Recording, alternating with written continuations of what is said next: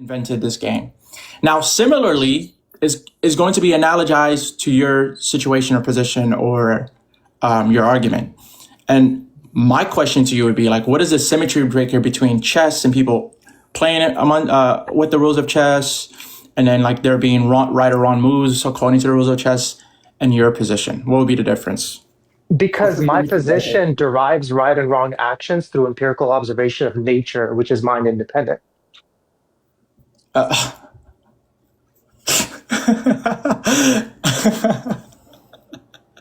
a sufficient answer. Why are you laughing? He doesn't know what Randian objectivism is. He has no idea how bad he's about to get agree with you. I'm laughing because that's still compatible with subjectivism. That's what I'm trying to. That's why I'm laughing.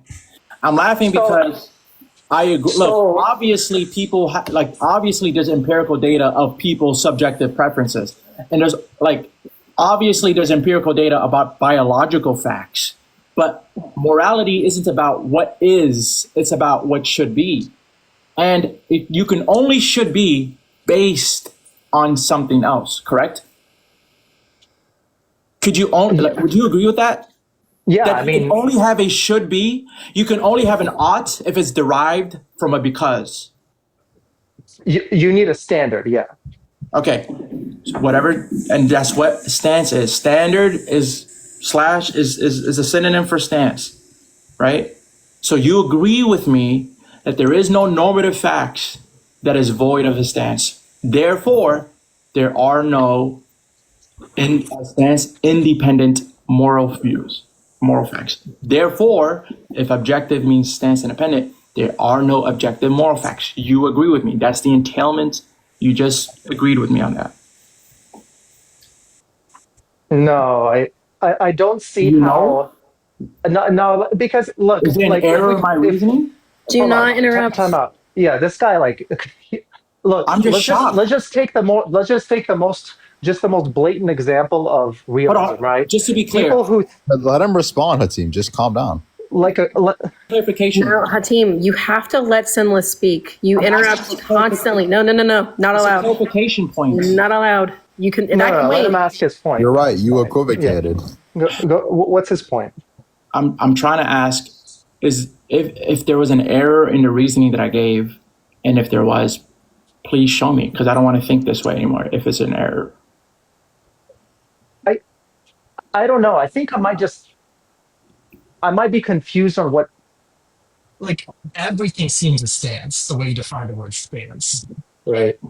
I don't think everything is a stance. I think values are stances. Values are stances. Values and standards are stances. Values and standards are stances. So if someone's value is just to persist, right? And they have no choice but to hold that value. I mean, they can make a choice, but then they don't exist. So given that they exist, they have no choice but to have that value. So you're saying stances can exist necessarily? I'm not sure. I don't take stances are things that exist. I think stances are things that people hold. I don't use the exist terminology. I don't do stances. Okay. Do you think a stance can be necessary? A stance that nobody can not have? No, there is no necessary stance. No, I don't think so. I'm not aware. I'm not aware of a necessary stance. Okay, so when I bring up somebody who values life, right, and continues to live necessarily, is that no longer stance dependent?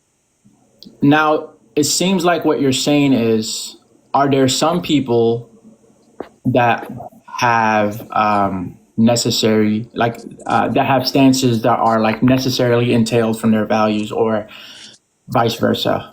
Or does their value, do they have this value necessarily based on what they're doing, right? And that exists, that is true. But what I was answering is, I thought you were asking, is there some bare necessity? The bare necessity as in without any further information about people, is there just a necessity that all of them would hold? And to that question, I was saying no. Okay. Do you think I could argue that a value in life is just like a biological necessity. It exists whether or not you have cognitive attitude towards it. I can agree that that's a biological necessity, but I wouldn't say that's why I was saying like maybe you want to say that's a biological fact. Remember I was saying that earlier. Okay. And so like yeah, but something being biologically necessary doesn't mean that it's morally valued necessarily. There's no entailment from one to the other. Okay, but you're saying that as soon as I place that life as my standard of value, even if I was on autopilot, this would still be true. You're saying I'm by sorry? becoming aware of this, I am now an anti-realist. I'll say that one more time. So you're saying, okay, let me start over.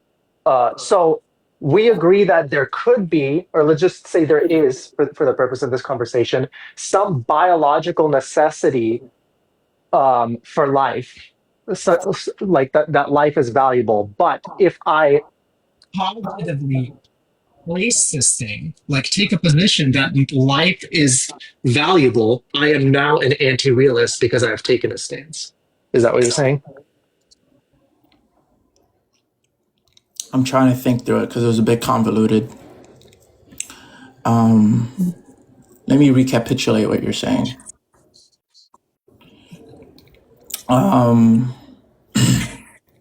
So I'm saying life is the standard of value. It's not something I made up. It's not an opinion. Standard of It is value. something I recognized. Yeah, you don't Is need that a to. stance? You don't need to make. Yeah, you don't need to make a value up in order for you to have a value. Yeah, most of my values are not things I made up. They're things I recognize. Yeah.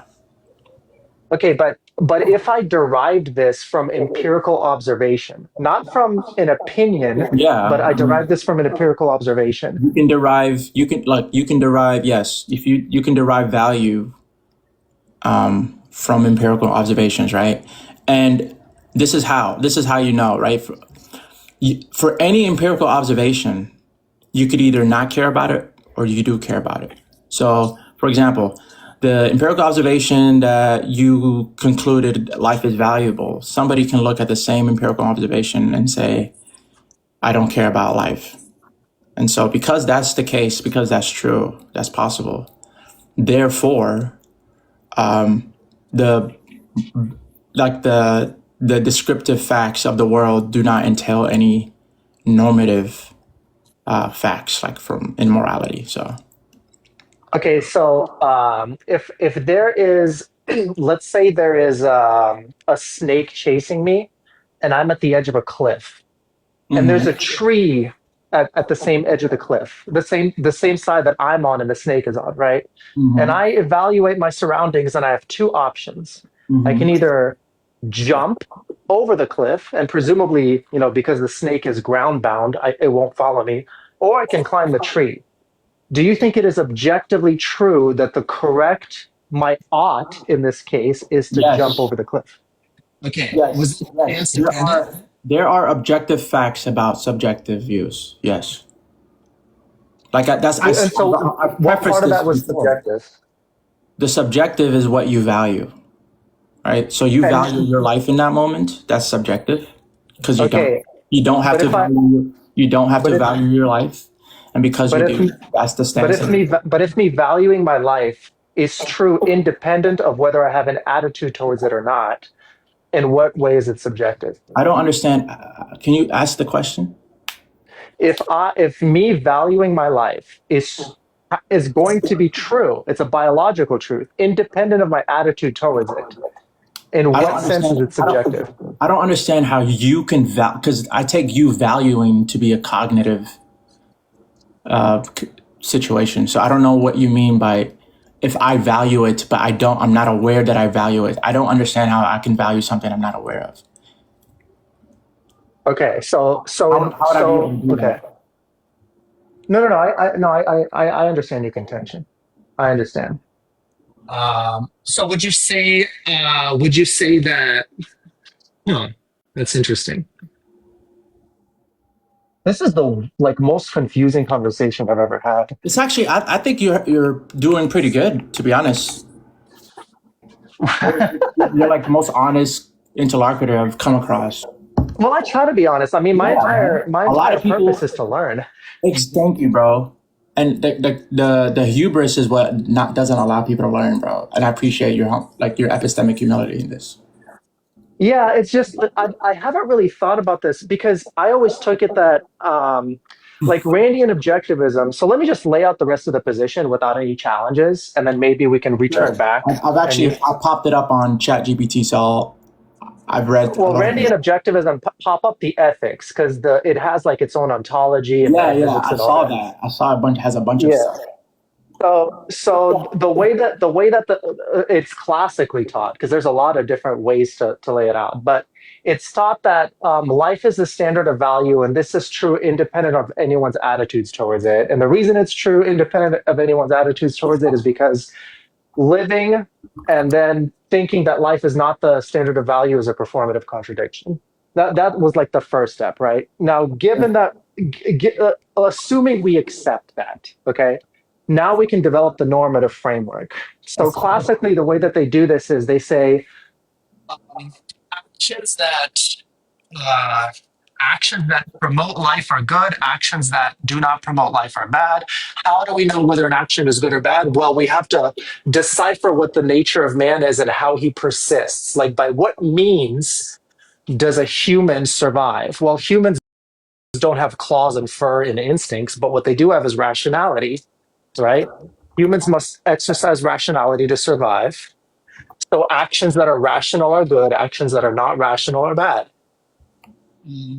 And then the next observation is that if a man is on an island by himself, You're like there's like a, muffled. You're like underwater or something. Can you speak the last like 10 seconds? okay, sorry, can you hear me again? Yeah, we can hear you. I was pacing. Maybe that's what happened. So the next thing we look at is if you have humans in a society now, right? How do we decipher whether actions are good or bad? Well, the observation is that if humans depend on rationality for survival and everyone must autonomously reason, right? No human can do your reasoning for you. They don't have access to your brain. Therefore, autonomy must be some type of value. And by recognizing that autonomy is a value, we can derive basic rights.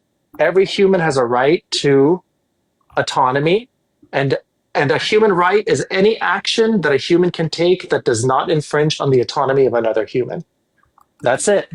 The normative framework is finished. From there on, every action that does not infringe on the autonomy of another human is a good action, so long as it is rational and contributes towards your life, and all other actions are not. Did you And ask me notice a that, question? and notice that that entire framework was built off of an empiric observation of how humans function, rather than some type of, Yeah, intuition or. yeah. I get this. I get this confusion a lot. People take universal to mean objective. I think that seems to be the contention or like the misconception. No, I was saying objective because it's not like grounded in any opinion Yeah, but or. you're grounding it in a collective opinion, are you not? You're grounding it in a collective opinion of humans such that they derive their actions from. So collectively as humans, we act in a certain way because collectively as humans, we share the stance of life being valuable. So you're saying empirically, this is what humans do, or this is what like every organism does. So just because it could be the case that every single organism values their life, it doesn't mean that it's objective. Universality and objective doesn't matter. Universality does not matter to something being objective. Universality just means that every single particular in this universal holds this category or belief. And so it could be the case that every organism all subjectively value life, and thus that's why you see the empirical data. So even though you're saying, well, I'm basing it outside of my preferences and I'm just looking at the empirical data itself is an extrapolation or an extension, rather, of people's preferences, a collective one. Does that make sense? That made no sense. Okay, so if you take, okay, here it is. You're saying you're basing your moral views on empirical data. The empirical data of whom? Of The what? so the life thing was an empirical observation of all animated living things, and Okay, then perfect. the rest of Now, the morality was just the observation of I'm just sticking to humans. I'm just talking to the first part. Now, we're talking about the empirical data of animated living things. If the empirical data is of animated living things, and each animated living thing has the subjective stance of valuing life, then the data of those living things is just going to be dependent on something subjective. And so, even though there's empirical data which is objective, right? The data itself exists, right? We observe people doing things, and them doing those actions, they exist in the real world. But the things that they do are going to be derived from their beliefs that they hold or the stances that they have.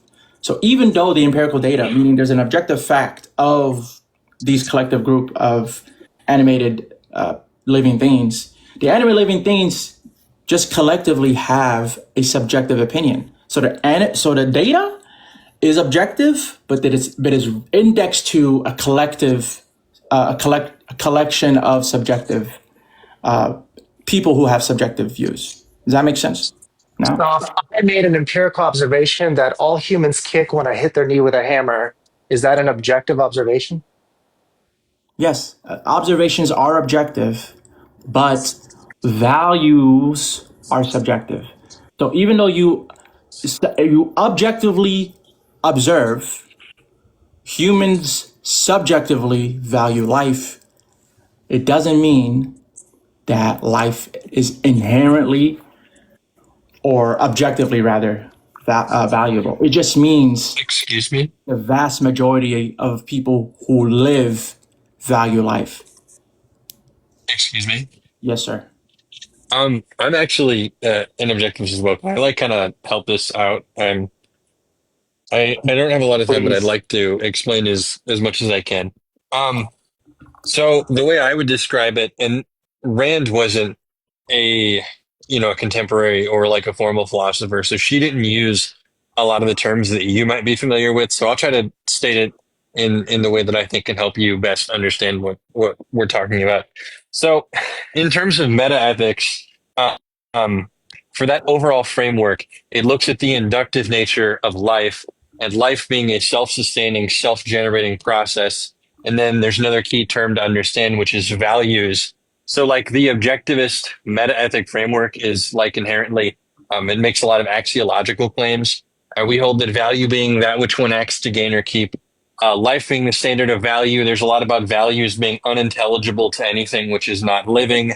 Um, the basic choice is whether to live or to not live. We would describe that choice as pre-moral, but you obviously have a demonstrated preference for living because you are continuing to live.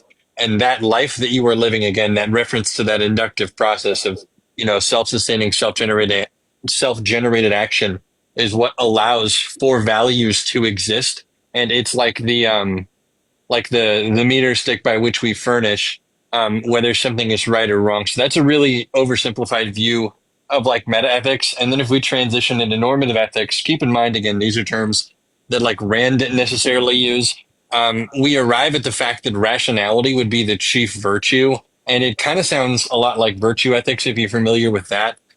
Just with these virtues that are specifically consonant with this particular like axiological meta-ethical view, right? So we have things like rationality, honesty, justice, and there's an explanation for, all of them. And I think I heard someone mention rights and stuff like that, rights being moral principles that define and sanction man's freedom of action in the social context, often translated and enacted legally, is the foundations of a free society. So when you understand that value, at least properly defined here, again, in this axiological sense with reference to this meta-ethical position about life making value possible, they have, an asymmetric relationship. We have a factual basis to say whether something is good or bad. Like drinking Drano, for example, is bad for my life and it's bad for me. Another thing to note is that we also don't think that Wait, anything is I like don't. intrinsic as far as value goes, or anything of the sort.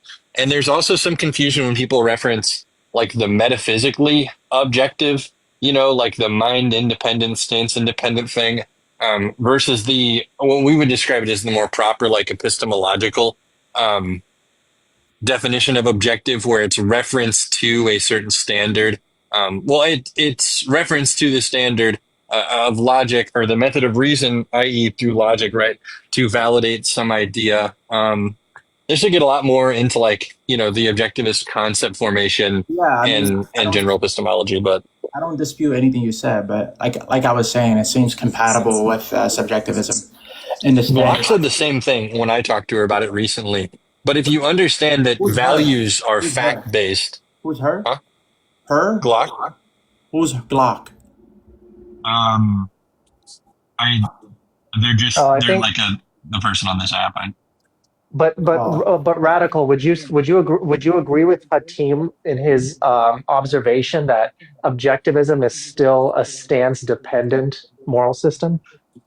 No, yeah. I would say that it's agent relative in the sense that values are things that individuals enact. But I don't think that it falls under like some kind of a subjectivism or moral anti-realism or anything like that. I'm having a I'm really so hard time confused. communicating this to him. You're saying agent relative, but not stance independent. How did? Yeah, like values, like you and I can value different things on like a micro scale. Like if I value, um, I don't know, like I want to go out to dinner with my friends tonight. Um, if I, act to gain or keep those plans, I value those plans. Um, and that would be a value of something in particular to me. Um, but with reference to the fact, again, that value is factual against an objective standard, we can say, and this is how we make moral claims and how we say that we can make objective moral claims, like reference back to like my Drano example. So you and I don't have to have like the same derivative I values in that understand what you're sense. saying, but you're not really contending what I'm trying to say. I agree with you that there are some biological facts that there are some actions that would advance life and some actions that would destroy life. Those are biological facts. That means that's an is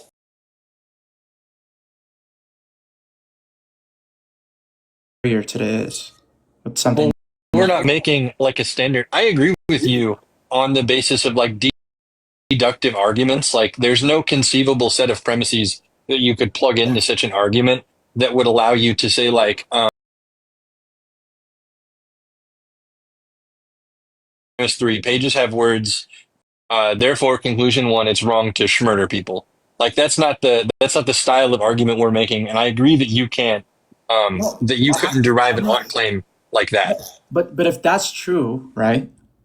If you don't think that you can't derive an ought claim from that is of biological facts. No, no, no. From a specific deductive argument. This is an inductive argument about the standard of value being that which is life, and that which is life is a specific, finite, definite process. We can weigh again values, which are that one I don't. which one acts to gain and or keep. When So you it's say there's no subjective in there. The only thing that can kind of be subjective would be the premoral choice to live or not. But we're all living, so we all have that demonstrated preference index towards life. I don't understand what you mean we're all living. There's obviously people that have unalived, currently unaliving as we speak, and will Yep, the unalive. non-living have no values. They don't value anything. Yeah, Their but what life about does not people? exist. Yeah, but them Obviously, simply not valuing life, wouldn't that just negate that everybody just has this value of life? You just You saying have that they a you unalive have them. Go ahead. no, you have to engage with what life demands of you as a certain kind of being to continue and sustain and furnish your existence.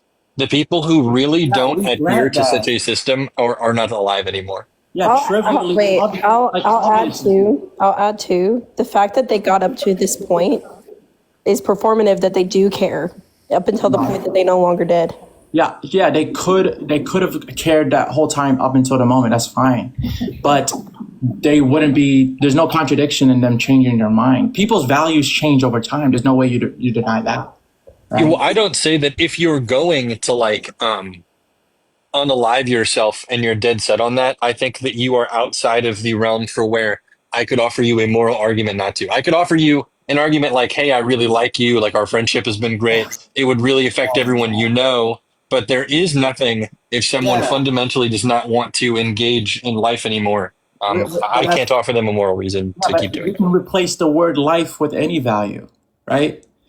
For any given person that doesn't value X, there isn't going to be an argument that you can render X unless they're talking about extrinsic values, right? No, like all the derivative values I can offer, like again, the Drano example. There are tons of these examples where we can furnish, again, by reference to that specific standard for what is right or wrong for you, given that you are a type of being with these kind of demonstrated preferences, which Okay, come from this standard. okay. What do you think is a contention I'm having? Maybe it's not clear because I'm not hearing a contention when every time you open your mouth, I'm not hearing something that's incompatible with my view. I'm clarifying. Yeah, I agree you're clarifying. I'm saying, is there even a contention at all, or do we agree with each other? I don't agree with the claim that morality is subjective, or I've had people try to make that same argument, but again, the factual basis of values given that reference to that standard, Okay, I so wouldn't hold to be subjective. okay, do you think there's a difference between a standard versus valuing a standard? So okay, that's actually a really good question. And I've like kind of heard, I've had to explain this to people before, that life being a process by which you must continually engage in. Like I get that you don't necessarily have to value a standard, but because you are a living being, you necessarily do value this standard. The only people who don't value this standard in the most literal sense aren't people anymore. That's Look, the performative contradiction thing I was I've already talking about, explained Hatim. earlier, right, that you could equally if I okay, what would you do if I told you what would you say to a person that says I equally value life and being unalive, like being alive and being unalive the same? What do you Well, again, value isn't just a statement that you make. It's not like a declarative thing. So it would be, I'm asking, what do you okay, what predictions would you expect somebody who values life, being alive and unalive equally? What predictions can you make from a hypothesis of that there is somebody that values life, being alive and alive at the same simultaneously? And I would say that they're in a clear state of contradiction because even if they value one, or quote more than the other, or like in your situation where you're saying that they value them equally, they have a clear demonstrated preference for one. If it was really, one way or the other, obviously they would, pass on or flourish. But they're in a what if clear they're contradiction reckless? demonstrating that current value as opposed to the words that they're saying. What about them? What about if this person is reckless? Like they they just happen to be super lucky. Like they're going about life in the like most destructive way. They're smoking 30 packs a day. They're like having unprotected intercourse with the dirtiest people living on the streets. They're like going barefoot in an encampment of drug users. They're jumping off Until they're no longer demonstrating they're a jumping off preference an for life, airplane it would without be a immoral. parachute. They're jumping off airplanes without parachutes. Not wearing. I mean, they're being super reckless, right? Like they're like, I don't care if I survive out of this. If I do, I do. Cool. If I don't, cool. Why can't that person exist? Well, that person can exist, but you got to understand the same way that life is a series of actions aimed at some, long range goal of like self sustenance, right? Um, non I don't know what the specific term I should use here, but non immediate forms of like schmeth, like For instance, like taking a lot of hardcore drugs, because again, we still have that demonstrated preference via that value of life by the fact that they're still participating in it, by which we could say that their actions are immoral. And they would no longer be, I don't know how I want to put it. They would no longer be immoral actions once they cease to exist. Obviously, they'd be outside, their life wouldn't exist. They'd be outside the realm of morality. Unalived people don't participate in moral discussions. They're not moral agents or anything like that. How about hypothetically, it's just going to be someone that wants to unalive themselves, and they try to go through the action. So let's say he tries to pew himself, but he has this rare condition that every single time he pulls the trigger, it automatically incapacitates him. He gets knocked out, so he can't ever actually complete the action. Yeah, like, oh my God, that's so perfect. Maybe like somebody who's immortal, right? So I would, okay, or like here's super independent, like somebody's All Might or Superman. okay. Right? I understand. Indestructible skin, but they want to unalive, and there's just no way they can commit their action. Okay. Let me break this down. So Would let's that be say a performative contradiction? no. Just I have to give this little explanation, right? This is a specific moral argument which is inductive. If we found alien life on Mars, for example, I wouldn't say that they should live by an egoistic code because we don't know anything about their being, about the nature of their existence, right? So in the same way, because this is a pretty well-known hypothetical that's been posed to this position. Like, say we have someone who's basically just a human, however they're immortal and they can't unalive, they can't pass away. And doesn't it seem like it would just change like one factor that that your view seems to be wrong? And this is and I wish I had more time to talk about this too, because Craig Biddle got to talk to Alex O'Connor about this exact point of like the immortal person not valuing anymore. And so our morality is specifically with regard to humans and to human life, right? So if we change the essential nature of humanity to where we're not talking about the concept of human or man anymore, then of course this moral code specifically does not apply to that. How is that not a standard? With the immorality or the immortality of some being. Again, this is an inductive case of morality derived for humans and only applicable to such a class of people. How is the framework of humans? How is the framework of human life or human not a standard? Yeah, like how does this go against like someone who's like an appraisal relativist? Like this sounds very compatible. Like everything you've been saying to me doesn't sound incompatible with me saying that there's an objective observation about subjective moralities that humans have of human subjective moral. Again, though, because it's by reference to which we can judge something to be independently right or wrong given the kind of being that you are, it's not like some kind of relativism or some kind of subjectivism. Again, values have a factual relationship given reference to that particular standard, which no longer makes that thing subjective. What do you think subjectivism is? Subjectivism? I mean, what kind of, like, what are we talking about? Like, are we talking about appraisal relativism or like the contemporary standard philosophical definition of subjective? Subjective? Yes.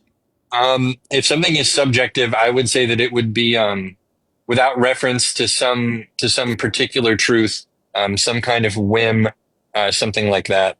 Oh my God! If that's a form of relativism that is specific to a subject, that's all it means. Look, if that's all you mean, radical, then obviously you've been just talking past me this whole time, or each other rather. That actually also means we've been talking past each other too. That's what I just said. Because I've been trying to communicate what he's been saying, but he's a lot better than I am at it. Well, I've been trying to communicate. I've been trying to say what I've been saying very clear. I feel like I've been defining all my terms pretty clearly. That standard, but that subjective means stance dependent, right? No, that's anti-realism.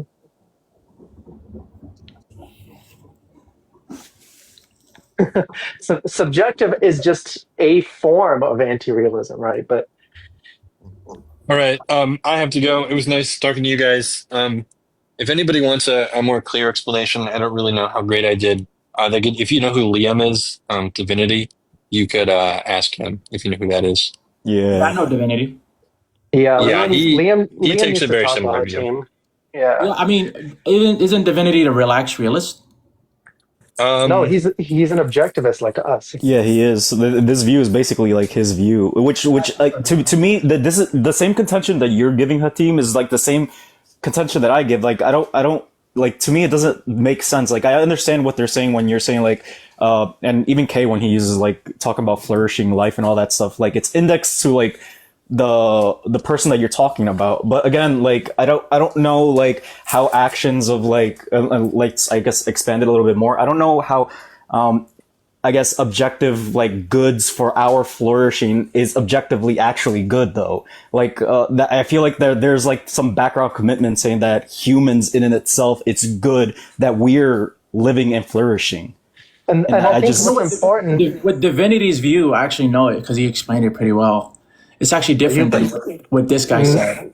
no, divinity has the identical view that both of us have been trying to communicate. Then maybe this guy didn't explain it well because Divinity's view is talking about that you may not be aware of what is good for your well-being or what actions are best for your well-being, and so you may be so like you may have this preference, but your preferences will change upon your like new information that or it's not actually what you want, right? And so like what you actually want may not be like what you currently are thinking that you want, right? And so that's like essentially what Divinity's view. And so it can't be that it's a praise or relative because what you think you would want right now may not actually be what's best for your well-being, which is what you actually would want down the line. And so that's what he would say, or something along those. And if I'm wrong, I'm wrong, but that's my best recapitulation of it. And what I'm trying to say is, in regards to that, I agree with him. I agree with him that there is some sort of objective facts about what would promote our well-being. And it's not the case that somebody would, and by well-being I think he also was talking about some biological fact, right? So there is some biological fact of well-being there as well. But there's still going to be this sense of, why should anyone care at all about human well-being in the first place? But you remember the example I gave about like the snake, right? And you agreed with me that it was true that I should jump over the cliff regardless of what attitude I had I didn't towards say that that. specific action. I did not agree with you there. I actually I objected and said that you should jump if you cared about your life. But if somebody that didn't care about their life, I don't care what they would do. Or maybe they would like fall off the cliff or allow the snake to bite them. So no, maybe you misremember, but that's not what happened. Okay. And I guess that's the problem is that in the objectivist system, we don't, it just makes no sense to pull in people who are either not alive But or are here's the trying thing. to be I not just alive. realized something. Yeah. I just realized something that we can just cut through the bullshit, right? Because you and him, the guy out. What is his name? So I can just. What was his name again? Do you remember? His name was Radical Capitalist, I think. Yeah, I could just call him Radical. So you and Radical, right? You guys were trying to say that this is an inductive case. Now, if it's an inductive case, that means you're just talking about the likelihood that somebody would have these views, right? It is likely that we have that any given human would have this moral system, which I agree with you that's true. But you're also allowing for the case that it's because it's inductive, it's not necessarily true. Therefore, you could have humans that don't have this view. And I agree with that too, that there are rare cases of humans not holding to this view that life is valuable, which is in the case of that person that is running away from a snake and there's a cliff, whatever, that I would agree with you if all you're saying is that they are likely to jump. It is likely the case that they would care about their life and thus would jump to the other side of the cliff or whatever to avoid harm. But all I've been saying is that it's not necessarily the case that they would jump. That's all I've been saying. Do you agree with that so far? Yeah, I agree. And I guess my position would be that for any rational person in their position, the ought is to jump. And that is true But you define. independent of. But notice you're defining rational very idiosyncratically. It is not the standard sense of rational. What do you take the standard sense of rational to be? It's just people make the best decision based on what they know. So somebody is rational if they act based on what they, for example, if I know that if I care about my life and I know putting a gun to my head, or a pew rather to my head would and then firing off would unalive me, and I do it anyway, that's me not acting in best of what I know, right? That's me going against what my knowledge is. Now, if I do the same thing without my knowledge that it would actually do that, let's say I'm ignorant, right? And I had no idea what pews do, and I put it to my head and I unalive myself.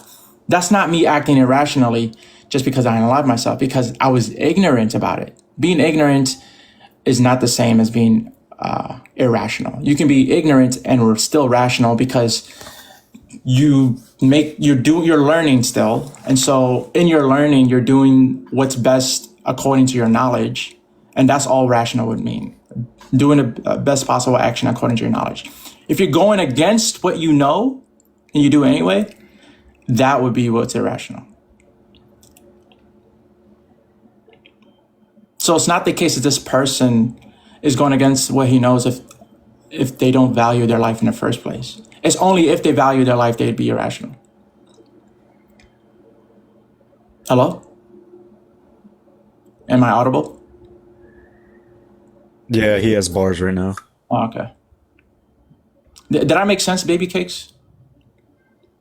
I stopped paying attention like 5 minutes ago because I had to feed my dogs. No, but mostly everything that you were saying is like, I kind of agree with like the contentions you were giving, and then I do agree like you guys might have been just talking past each other, but I mean, obviously they just use the word subjective way differently. Like, always try to be clear as possible. Like, I defined the word, and they're like, nobody said anything. Like, this is just a waste of my time.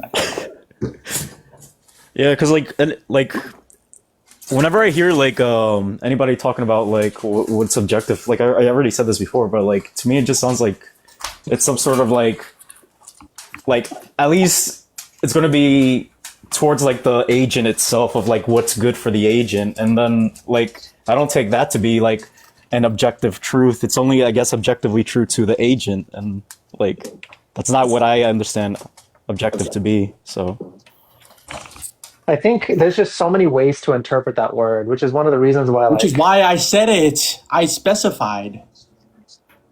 Yeah, because when I first started having these debates, right, I would ask people like, what really helps me figure out how you use the word is I ask you like, do you think 2 + 2 = 4? Is that an objective fact or is that a subjective fact? What the heck happened? Holy. yeah, exactly. But what do you mean by objective here? Are you saying the numbers itself? Are you saying like the value of it, or like what do you mean? No. I'm saying 2 + 2 = 4.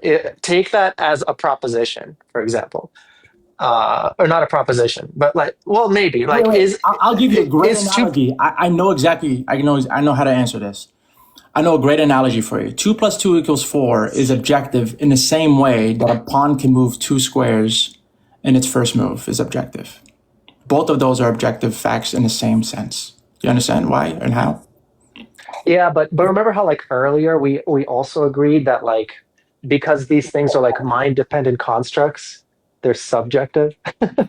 No, I'm saying there could, like I said before, something could be mind independent, but the mind independent thing, or I'm sorry, something could be subjective, but the stance independent thing could produce objective facts. For example, a computer or a keyboard, with like the concept of one, or that somebody inventing one, right, that derived from their mind, and then that concept that derived from their mind, they produced a physical action, like a physical construct. And that construct is the objective fact that derived from the subjective person's perspective. And so similarly, The creator of chess. It's a game. Any game is subjective because every game was made up, right? So everything made up is subjective. But once it's made up, now you can speak objectively about the made up thing. For example, Superman objectively is somebody who is from Krypton. That's an objective fact about Superman. Superman himself is a subjective being. He doesn't exist in the actual world. But the fact that Superman is from Krypton is an objective fact. Does that make sense? Yeah. So would you say that given that someone wants to continue living, it is objectively true that they shouldn't drink Drano? Yes. I've been saying that from Okay. the onset. Yes. Awesome. Then you actually agree with objectivism. It's just the use of our word that you were I never disagreeing with. said I disagree with objectivism. I agree with objectivism being I agree. I agree that objectivism is what we use, like like typical society. We hold that life is valuable, and then we make rules and right and wrong from that. I agree that that's what happens. What I've been disagreeing this whole time is that objectivism is not stance independent; it's stance dependent because I think they literally like I've been chat GPTing on the side here a bit. And Because I feel like you could just replace everything that you're talking about, Synleth as objective as trivially true. I just replace objective with trivially true, and then I think it's the same yeah, sentence. I mean, even so, right? Like, Rand. Like, there's like two people that rejected Rand's in the same way that I just did. I was like, "How about this?" And they're like, "Hey, you bring up a poignant question. This is actually the standard objections to her view." So it's not like this is like my, like, like I'm stumbled upon something groundbreaking. Like, this is just like what people generally say against Rand. That look, it just sounds like you're saying something that's compatible with subjectivism. Okay. Yeah. Well, anyway, that was a really weird, What, do long-winded you thing. get it now, though, Sin? Yeah. No, I understand. Like the reason I came up originally is because I thought that you were trying to make an argument that all moral positions are going to be indexed to like a preference, like every moral claim. It still is. Objectivism, whether or not you value the biological facts, is a preference. Okay, but A value is synonymous with preferring something. okay, I understand what you're saying. Actually, what you're saying is also really trivial. I was thinking about it in a totally different manner. Yeah, I'm saying something very simple, very trivial. I didn't think anyone would deny it. Yeah. No. I don't deny what you say. Yeah, no, I agree with you. So, are you from now on? Are you going to stop saying that you're in that you believe in an objective morality?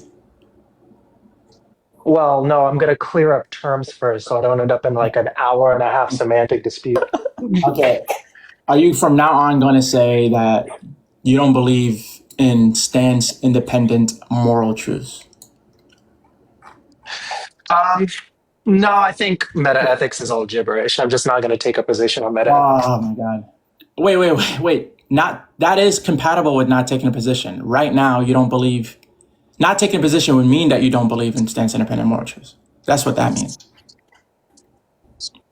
Not taking a position. Sorry, could you repeat that? Not taking a position means you do not have the current belief that there are stance independent moral truths. So from now on, I've asked you, are you now going to say that you don't believe that objectivism is a stance independent moral truth claim? That's what I'm asking you. I think I have to hold the belief that it is. I'm just not going to be able to What do convince you? you. Come on, bro. Now you're being irrational. At this point, you're being irrational. Well, Absolutely. because I told you that holding life as a standard of value is a necessary truth. It's not like an opinion I have. It doesn't mean just because. Hold on. Anything that you consider to be true, anything you believe is an opinion you have. It's just also not merely your opinion. I think I might just not understand what stance dependent means. Okay. Stance dependent means that it's depending. I'm just going to repeat it in the opposite way, but bear with me. Obviously, it's depending on the stance. So what that means is that you're using a set of standards or a standard, and you're depending on that standard and what it entails from it, right? So according to blank is what stance dependent means. You understand? According to X, this is true. That's what stance dependent means.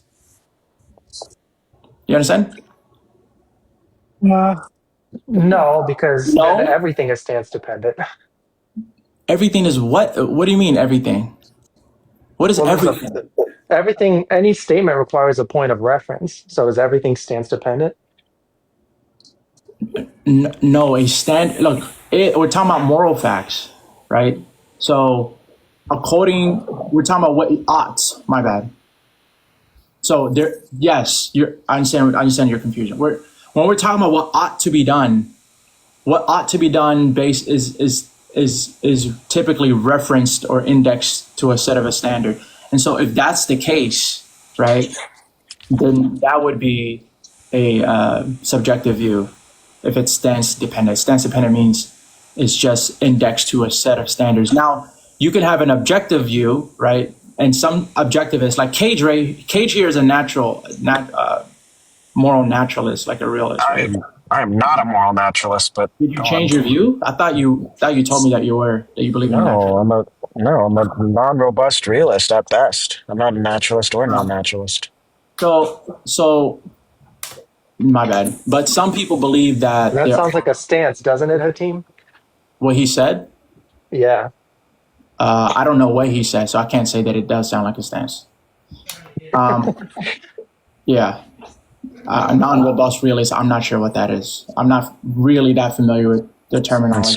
It's not important to the conversation you're having right now. Just go on. Well, really quickly, saying that there are objective or stance-independent stance-independent facts about the world doesn't mean that there's stance-independent moral facts. You might say something like, there's no, and doesn't mean that this is true. This is just something I'm trying to come up with off the top of my head. You might say something that there's no stance-independent psychological facts. There's no stance-independent facts about someone's psychology. There can be stance-independent facts about what causes someone's psychology. Like if someone utters the phrase, I am depressed, that phrase is stance-dependently true. The thing that makes that true is the stance of the individual or the interpreter. And there might be something like, oh, maybe, I divorced my spouse, and that's like the cause of the stance-dependent fact. And that's objectively true. That stance independently true. I was trying to explain this for like the whole past hour. Well, there are subjective truths, and then there's objective truths about the subjective truth. I'm looking at some notes that I took a really long time ago, and I have the distinction of realism versus anti-realism written down here as realism holds that moral facts are true independent of attitudes or minds, and anti-realists obviously disagree with that. So, right. So this whole stance-dependent and stance-independent thing, I guess I'm confused what that contributes to the conversation meaningfully. Well, the conversation is about, well, there's different routes that can go. I mean, I might be inclined to agree with you that there's not really a good dispute there, but you can say things like, well, maybe if there's stance-independent moral facts, we should care about those facts even if we don't want to. Because what the realist wants to say is that there's reasons to care about those facts, independent of maybe your reasons or my reasons to do the action or to not do the action. Exactly. Yeah. Good point. I need part of the issue. I really need Liam to explain to me again why it is that objectivism is stance independent, because Hatim has me confused. What do you mean why? That's just what it is. Do you mean Ayn Rand's objectivism? Yeah, because that's subjective. Yeah, that's anti-realist. He's just confused. Well, when yeah, well, that's the thing. Exactly. Like, because I when I was reading about objectivism, they specifically said life as a standard of value is a necessary truth, therefore it is objective, because denying it is a performative contradiction. But, So Um, like the but Wait, you that's can deny, fine. but you've already admitted you can deny it and not be a performative contradiction because the person would just be unalived. Well, that's yeah, not. but Wait, he morality said doesn't something apply to important though. He said but morality because doesn't apply to unalived people. What about well, the it depends on your account. Well, you said something really important there. I might actually. I was going to agree with Anne just for the sake of rhetoric, but I mean, if Liam is saying something like there are moral propositions that are necessarily true in for virtue the of some sake of baked-in rhetoric? content or something like that, and yeah, I would take that to be some type of moral realism or some type of stance independence. I take that to sufficiently meet the burden or the criterion to be realistic. But then why for did the what sake of Hakeem, rhetoric. what was your problem with it then? Because Cage My seems to have problem? no issue with it. Yeah. You came up here saying that you had an example of objective morality. That's my problem. You came up here saying I was just explaining that I take morality to be by definition subjective.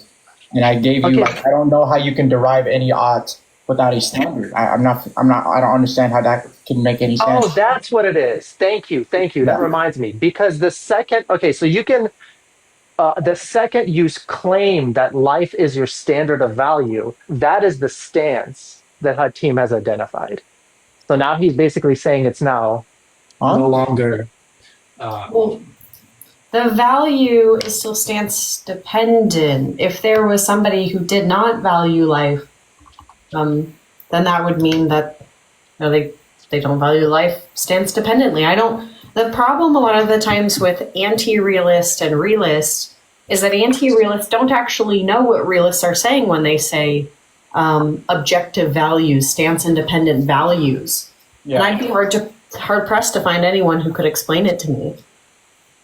But see, like I think I'm I confused as to explained it what the word earlier stance means. remember when I told you I was like when if you tell or maybe I didn't tell you this but reverie this, but I was explaining that if you were to tell me that you are taller than and didn't explain what you're taller than, like you just said I'm taller than, and like do you know how tall I am? No, I have no idea how tall you are. If you're just saying, hey Hatim, I'm taller than, that's similar to objective morality where you're not indexing to any standard. You're just saying it is right, it is wrong. Okay, but according to what?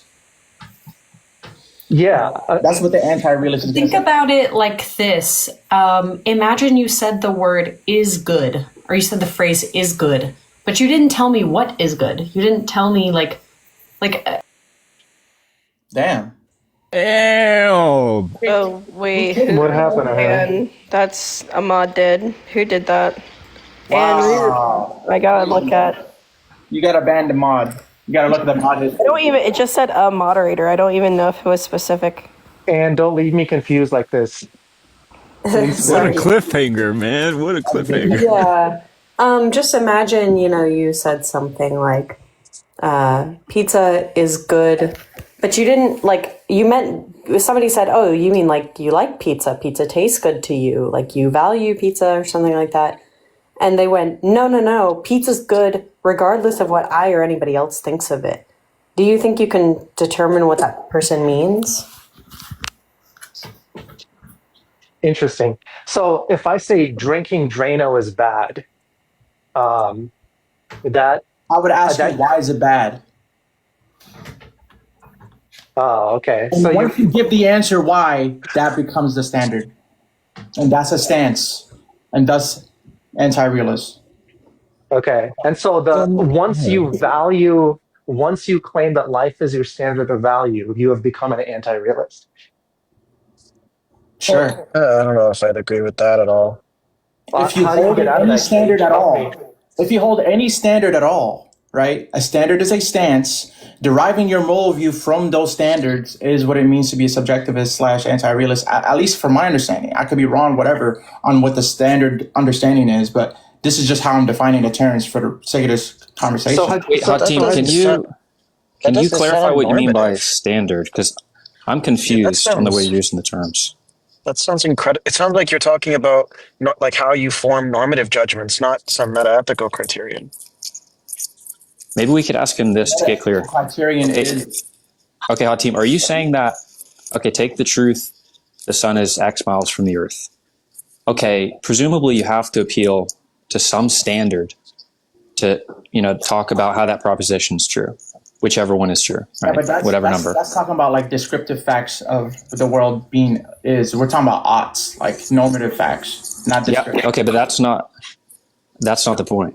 Yeah, but the question is, it sounds like what you're saying is if you refer to a standard, then it's subjective, but that's not true. So I just want to know what you mean by standard there. If you refer to a standard in morality, then it's subjective. Do you mean a normative standard? Not standard simpliciter, but standard in morality. And maybe I should. So do you mean a normative standard?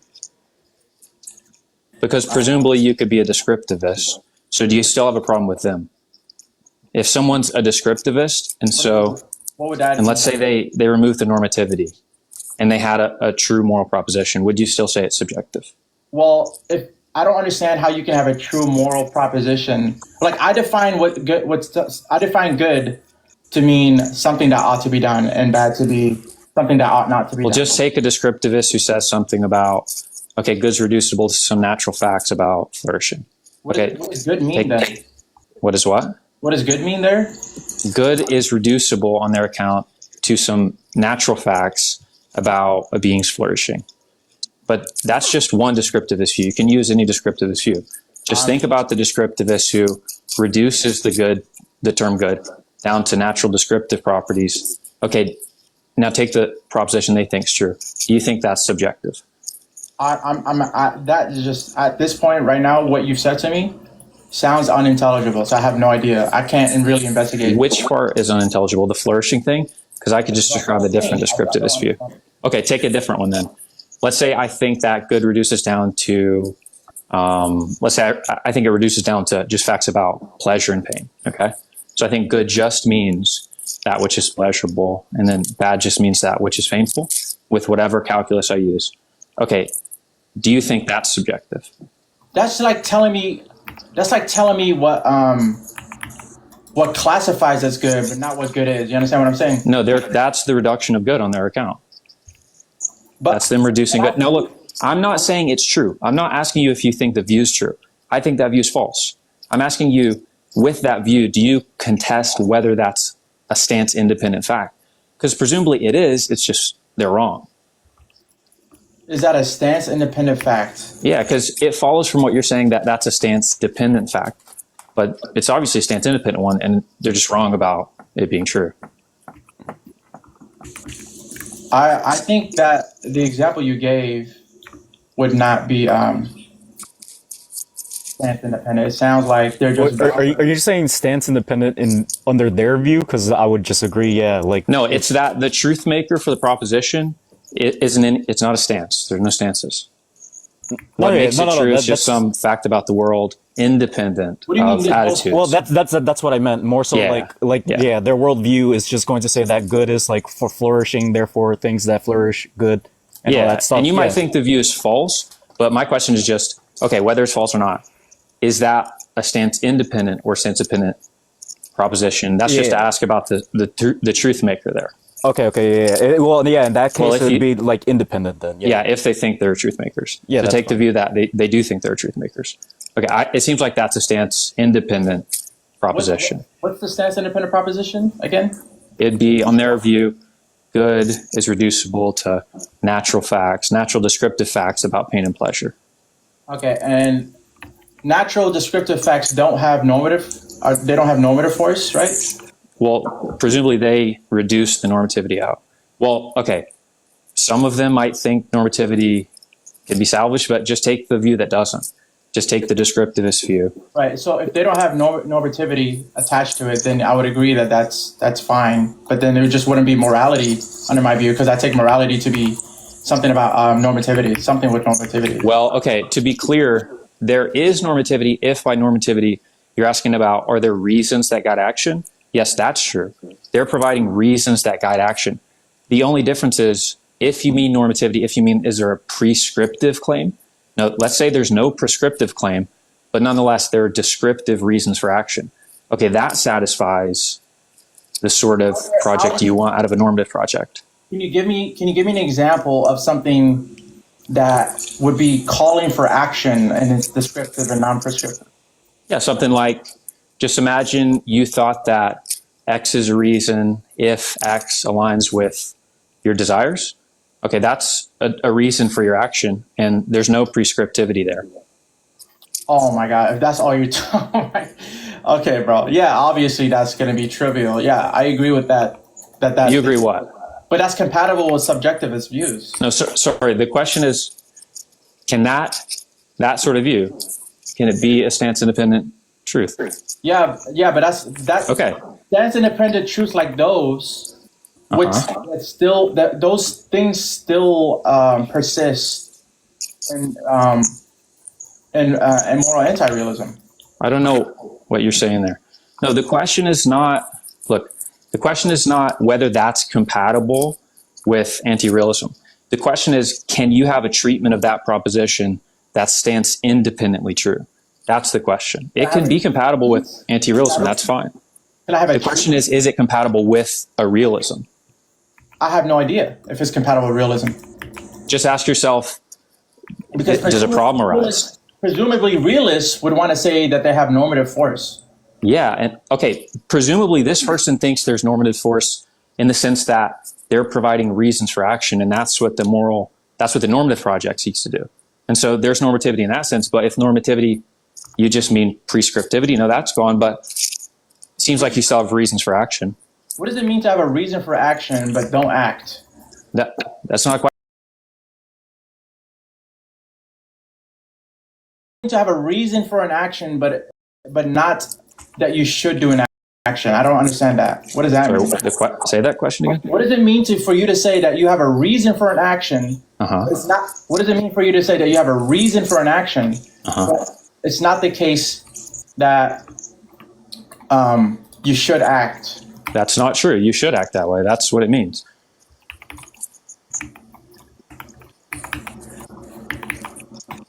That's what I'm saying. Are you asking me how can you have a sense of reason that doesn't have the should claim? Is that the question? Damn, I just died. Are you saying you can't conceive of reasons that aren't prescriptive? Is that the issue? I don't know what it means to be prescriptive means that you have. Just means you have a should. It just says you should do this. Yeah, you should do X. Now you're telling me that you're telling me that there is no you should do X, but there's reasons for your action. I don't understand. Yeah, because a reason is just something that counts in favor of an action. And things can count in favor of an action. Look, just take this proposition. If you're playing chess, you should, you should castle your king. Okay, that's normative in the sense that it has a prescriptive notion, right? But now let's reduce it to that. Let's just say X is a good move in chess if X contributes to winning the game. Okay, there's no prescriptivity there, but presumably that's still a reason for action in the game of chess. Wait. It's prescriptive because it's saying. No, that wasn't prescriptive. You're literally saying for any given person who values X, they should do X. No, there's no should in that statement. Wait, but even if you're not saying the word should, you're saying the same thing that would mean should. No, you're not. There's no normativity. It's devoid of normativity.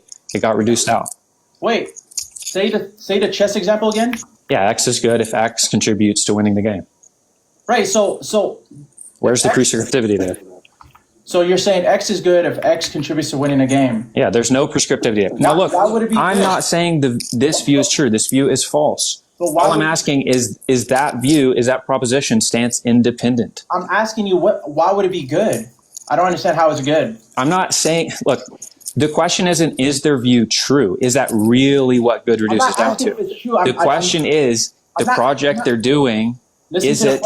Listen to the question. I'm not asking you anything about whether or not it's true. I'm asking you for you to help me understand what it even means under their view for it to be good. I don't even understand. Good is, okay, you could have an account where, let's say let's use an epistemic example. That might be easier to understand. Okay, so think of epistemic goodness devoid of prescriptivity. Okay, let's say epistemic goodness just means X is epistemically good if X accords with our best evidence. Okay, you'd agree that that's normative in the sense that it provides a reason for your belief formation, but there's no prescriptivity. It's robbed of all its prescriptivity, but nonetheless, it provides you a reason that guides your belief formation. And so that's an epistemic norm that, now look, maybe you think it's false. That's fine. Okay, I'm sympathetic to that. But nonetheless, that is a stance independent proposition. A stance doesn't seek to make it true on their view. Okay. So I'm not asking you if the view is true. I don't think it's true. I'm just asking on that. Like, yeah, go ahead. There are things that are true about the objective world, and from those facts, people can then gain normativity or prescriptivity. No, that's not what that view is saying. So, okay, so then I tried to recapitulate, so I guess I don't understand it. So say it one more time then. Say which part? The norm? Yeah, I thought what I said was accurate. So what I just said was that... I didn't even understand what you said. Oh, okay. So then why'd you say no? What's okay? Never mind. So what I just said was that is what you're saying something like that from there being objective facts of the world, from those objective facts of the world, even though they themselves are not prescriptive, people can derive prescriptivity from that. No, you're not. Okay, so what are you saying? Because the project I'm describing to you, it reduces the prescriptivity and it never puts it back in. You just don't have prescriptivity. The goal isn't to make it devoid of prescriptivity, then later on bring it back or something. No, you just don't have prescriptivity. But look, my question is just, can you not conceive of reasons as devoid of prescriptivity? Where reason, all that means there, it's something that counts in favor of an action. And there's one proposition on their view that not that is true stance independently, but that if it were true, would be true stance independently. That's just the question. No, at this point, I don't understand, no. So I can't conceive. Okay. Maybe I'm stupid, maybe... no, I don't think you're... Maybe I'm just not explaining it in a way that's very digestible, but I'm not sure what you're confused about. Maybe Ann can help? Yeah, and maybe somebody else could just try. Wait, what are you trying to explain to him? I'm sorry, I was not listening, Loki. Well, the original question was about what he meant by standard, because it seemed like what he was saying was if you have some proposition and in order to figure out whether it's true or not, you have to refer to some standard, then that means it's a stance-dependent truth. But presumably, you have mathematical truths that are stance-independently true, and you still have to refer to a standard. I mean, that's contentious, but... Yeah, I'm not saying it's true. I'm not saying it's true. I'm saying that view, if it were true, would be stance-independently true. Oh, that's all sure. I'm saying. But he's saying that's not intelligible to him. So I'm trying to explain what it looks like. I don't think it's true. All I'm saying is, if it were true, that's how it would be. It would be a stance-independent proposition. Oh. It's like I get it, but I don't get it. Okay, maybe I'll just say this. Okay, think about the proposition. I understand what you're saying, and I agree in the sense what you're saying, like their view, like I'm trying to think in their shoes how they're basically seeing it as a stance independent, and I understand that, but under like my view, I'm like I just don't understand when they're saying this stuff, and that's why I think it's false, and then given other reasons, obviously, but I understand what you're saying. Yeah. Hatim, is that true what they said in chat? That by standard, maybe you just mean an agent stance? Is that what you mean? That might be true. It might be because I'd agree. We talk values, you know. Yeah. Okay. If you mean an agent stance, then of course I do agree with you. What are you agreeing on? That if a proposition is made true in virtue of an agent stance, then it's a stance dependently true proposition. Yeah, and it would not make sense additionally to say that there's some standard that's stance independent. Like if that's what you mean. Yeah. Agreed. Standard that stands independent. So the question is whether we've been talking past each other the whole time, because that's what I was asking about what standard meant. Well, because wait, do you consider Humean views as realistic then? Like some type of Humean constructivist view? Would you take them to be realistic? Well, I'll take standard to be like, even if there's no agent, right? Like maybe you found a book somewhere and you're like, oh, according to this book, You know, and in this book it says something. You have no idea who the author is. You can't relate it to whatever. The author's long gone. You would say that according to this book, right? Even though it's not even like you didn't derive this stance from yourself, but I would consider that still a stance. You know what I mean? Let's say maybe we can take something like this. Let's say there's the Ten Commandments written somewhere, but nobody wrote it. No, like there's no stance involved. Like it just popped into existence. And whether or not you think that's possible, that's not the point. The point is like there's this standard out there that says, you know, you should not murder people or something like that. No stances involved. There's still a standard, and that could be the moral facts. Well, you're saying no stance is involved, but I would take that as a stance, is what I'm trying to say. You take a Ten Commandments with no mind attached to it as a stance? Yeah, that's what I'm saying. Like, there's a difference between mind independent and stance independent because I take stances to be just standards. Wait, but what is it? We're trying to figure out what that means. No, I'm so really confused. For any set of norms. Any set of norms is a standard? Yeah. And all sets of norms must be stance dependent? Bro, this is what I meant when I That's think what I'm saying, everything yes. is stance dependent under your definition. But that's what I'm saying.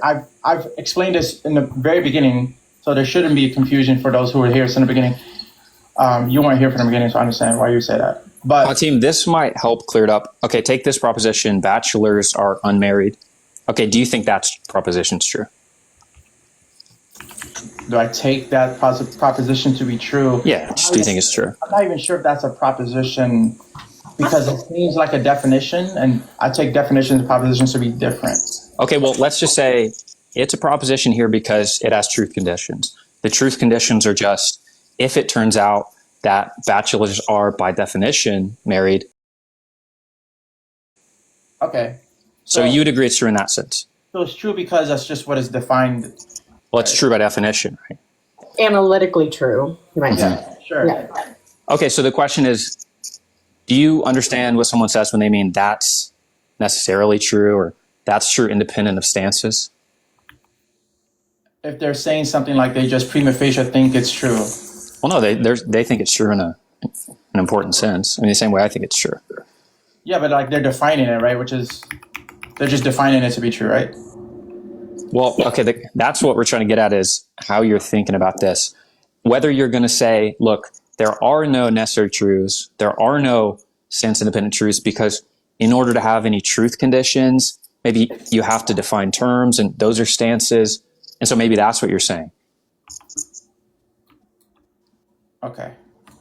That's what I think maybe we're confused about. Because presumably even people who are very skeptical of things like moral realism and realism broadly, they still understand what it means to say things like analytic definitions are not true in virtue of stances. They might even disagree with it, but they might still be able to say, okay, I understand what that means. Maybe if it seems like what you're explaining to me finally makes sense in the sense that can you understand when people who are more realists say that hold on, I'm in the middle of a fight right now. Holy shit. Do you understand that they're saying something like fuck. Do you understand that they're saying something like, oh, by definition, this is true? Yeah, I can understand that. Right? Is that what you're saying? Is that what you're saying? Well, presumably, at least all their views aren't trivial. Like when Synleth gives his view, and you might say something like, okay, well, look, that's trivial. Presumably, there's something non-trivial about it. He's talking about the world. He thinks there is really a fact about the world that makes this view true. And so it's not just true trivially. The same way I say, look, when I say there's a car in my driveway, part of what allows you to see that's true is you understand the terms, you understand the way they're defined. But the real fact about the world that makes it true is an actual car in my driveway. So there's a real substantive thing there. I understand what you're saying now. I just think we were using different terminology and we were talking past each other, but I understand what you're saying, and it's something I shared from the onset. So okay, yeah, okay, so yeah, I was wondering if it's just a verbal dispute. Yeah, it is. Yeah. Okay. Yeah. Hence, independent moral facts don't exist. I'm glad we clarified that. Can we get to the part where we actually attack that it's just gibberish? To me, What? it's just yeah. As far as Meta I'm ethics? Yeah, I'll attack that. No, just like the view in itself, like how you were describing it before. I just think it's just gibberish. Wait, where did I Oh, get? Randian objectivism? Oh, Synleth, you. Oh, It's Synleth, maybe we should take time to clarify this. You understand that Randian objectivism is not moral realism in whole, right? Like objectivism in that sense is different from objectivism when someone says like moral realism. yeah. I guess I'm confused about that because I think my knowledge of meta ethics, I never like researched it enough to have any type of commitment. But it was my understanding that moral realism just means that moral facts are true independent of your attitude towards them. Right. We'll behave, Lance. So, right, but I'm just making sure you understand that there's a distinction between Randian objectivism and objectivism meaning moral realism, like those words used synonymously. Oh, yeah. No, of course, yeah. Okay, because Randian objectivism is a specific type of like naturalist view. And then objectivism sometimes is used interchangeably with moral realism to mean, stance independent moral facts exist. Yeah. No, I understand all that. Yeah. I'm just still shook about this whole like stance conversation because the way that the words have been used, it does seem to me that, like I don't know. I'm confused to the point that I'm wondering if categorical like norms even exist. Like Hatim, like his line of questioning has got me questioning a lot of things. Like, can you have like a goal independent moral claim? I don't think so.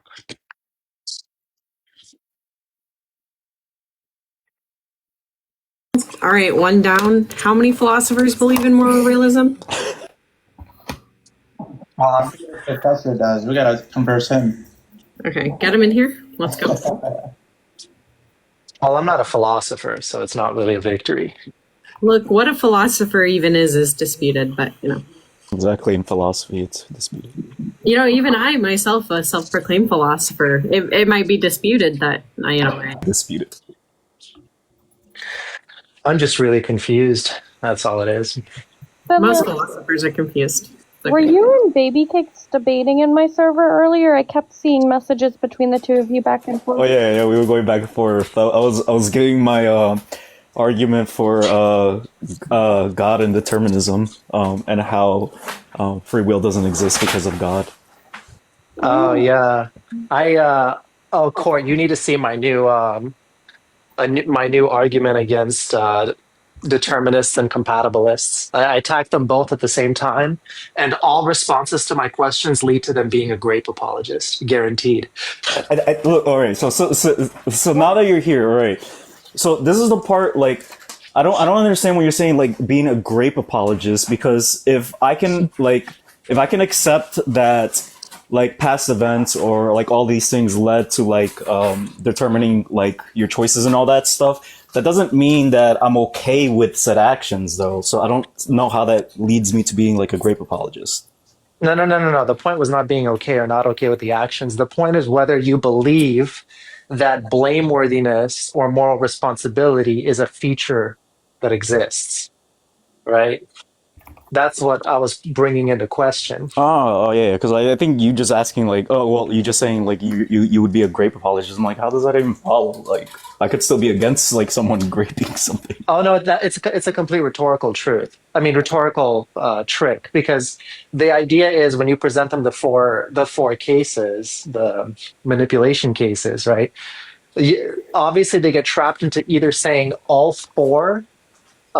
In all four cases, the agent is morally responsible, or the alternative is in all four cases, the agent is not morally responsible. Give it to Anne. Give it to Anne. Why does an agent being morally responsible or not responsible mean that you're a grape apologist either way? What?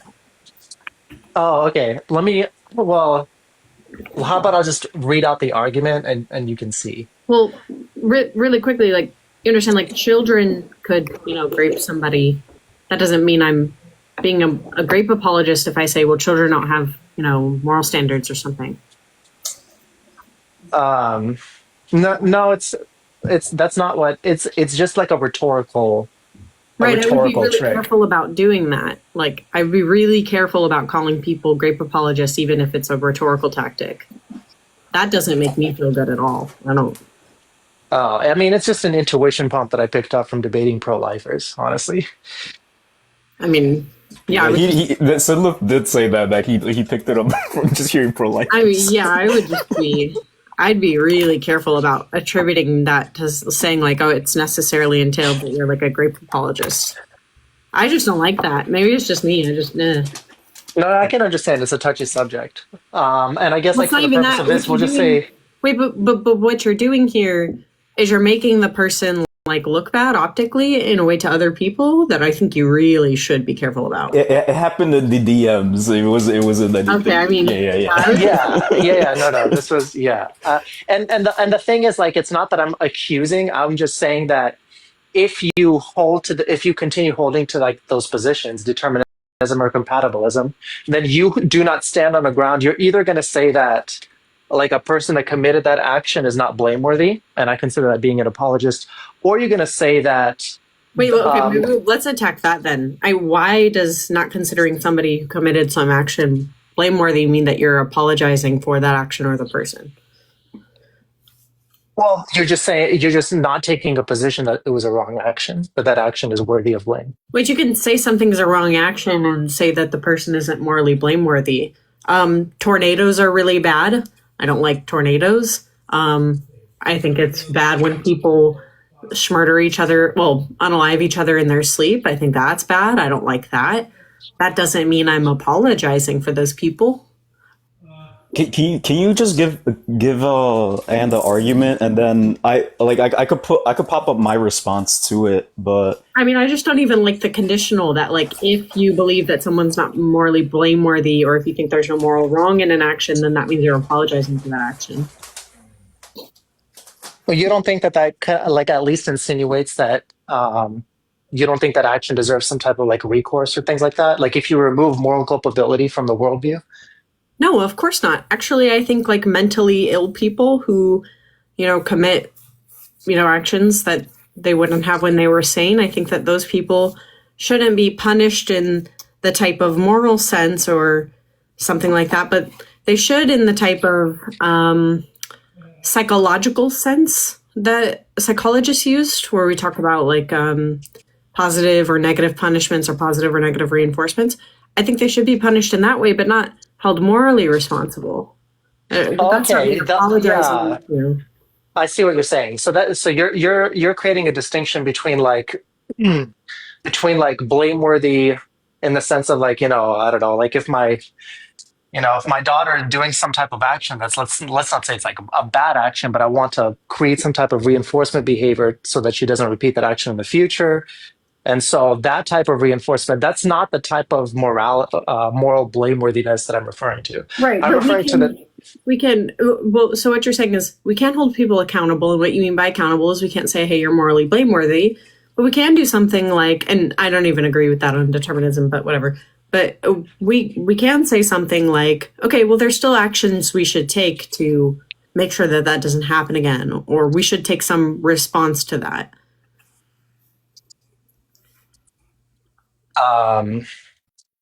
Sorry, I got a text from my wife. What was that? So we can't say, you might be right, like in this case, that we can't say that someone's morally blameworthy for something, but we can say, hey, well, we should take some responsive reaction to this. We should, put them in a psychiatric unit so that they don't hurt other people again, or get them on medication so they don't hurt other people again. Oh, I see what you're saying. Yeah, I mean, I've heard those types of responses from like when people hold certain compatibilist views, that's what they will say the purpose of these reactive actions is. And I guess I would give a different response to that. This is like a really rudimentary argument to catch what's the word I'm looking for? Like casual determinists in a trap. Oh, I don't like that at all. I mean, that's Why? because I don't like accusing people of being grape apologists for views that you're saying that they are casual about and that they're maybe not. It seems like you're saying if they're casual about it, they're not really certain of the view or they haven't thought out the view well. I don't like that at all. I think that's. Well, look, what if I'm not necessarily saying that the person that holds the view is a grape apologist. I'm saying that an entailment of their view is that somebody who commits to that action is not blameworthy, or alternatively, a victim of that action is to be blamed for the action itself, depending on how they answer my questions. Well, it's not entailed though. That's the problem. Is it's not entailed. And the other problem is, there was something recently that happened on this app where someone went around calling somebody a grape apologist because they felt like one of their views entailed them being a grape apologist. And now there's a lot of people who believe that that person's a grape apologist. I would be very careful about that. Okay, fine. I'll change it to like I'll people on the internet something less visceral then. I mean, even then, it's still not entailed by their view, and I don't like the idea of like trying to catch people who aren't super like sure about their views, you know, in like weird traps that you know isn't entailed by their view. Do you not use reductios when you debate? Look, reductios of people's views that are actually entailed by their view, but we talked about this. This is not entailed of their view. Okay, well, how about I give you the argument and you demonstrate to me how it's not entailed by their view? Okay, I mean, we kind of just talked this over, but sure. Okay, so it's just a back-to-back combination of two arguments, depending on whether I'm starting with someone who's a compatibilism or someone who's a full-on determinist. So if they're a compatibilist, I just use the consequence argument to channel them into determinist. And then once I get them to take a determinist position, I use is like a modified version of the manipulation argument. Do you want to run through both of them? Because the manipulation one is the one that actually ends in the trap. Or do you want me to just start at the manipulation argument? I don't know what the manipulation argument is. I don't know what those arguments are. Okay, so the manipulation argument kind of goes like this. So you provide four kind of like cases, right? Case number one, you have person A and person B, and what happens is there's a genius neuroscientist, an evil neuroscientist, who implants a chip in the brain of person A, such that when person A meets person B, they unalive them. And the question is, I don't know that this has ever been called the manipulation argument, but I'm familiar with what you're bringing. No, this is going to be. I think you think I might be going into a Frankfurt case, but it's not. It's going to be a little bit different. So that's the first case, and for each of these cases, the question is A morally responsible or blameworthy for the action, right? So in the first case, an evil scientist put a chip in their head. In the second case, person A kind of like grew up in a community that like bred violence and like radical egoism. And when they left this community and they encountered person B, they unalived them. The same question stands: is this person blameworthy? And then I can give like maybe two more cases. Case three, person A gets some type of like brain bacterial infection that creates conditions in their brain such that they don't have clear cognitive faculties and they unalive person B. And the last condition is just standard, no additional details provided. We live in a deterministic world. All your actions are determined by antecedent actions, and you unalive person B. And the question is in which of these four cases is person A morally responsible for their action, and by what principle can you differentiate why they would be responsible in one case but not the others? Look, none of the answers to those questions lead you to the conclusion that someone is a grape apologist. Well, the point is, no matter what answer you give, I'm going to show you that, hopefully, I would be able to trap you into either admitting that logically you either have to say all the cases show blameworthiness or none of them do. Okay, and then what happens if I say all or none?